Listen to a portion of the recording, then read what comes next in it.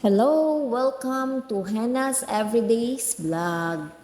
Ayan, andito po tayo mga sisikot idol sa Brandy Museum here at Iloilo City.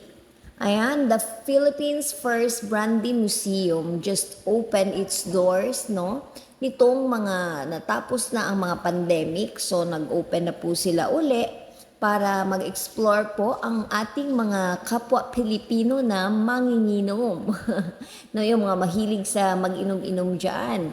Ayan, every bottle of Spanish brandy has a fascinating histories waiting to be unearthed, 'di ba? So yung mga naka-display po ng mga brand po ng kanilang mga inumin is andiyan lang, makikita po dyan. Ayan, nakikita nyo po yan mga sisikot idol.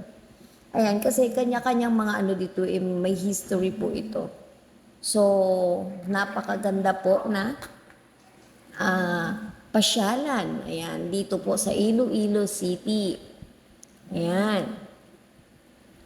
The interactive museum will make visitors also feel as they are inside in a real bodega doon sa Spain, no? Yung parang pag pumasok ka po diyan, is parang nasa Spain ka lang po.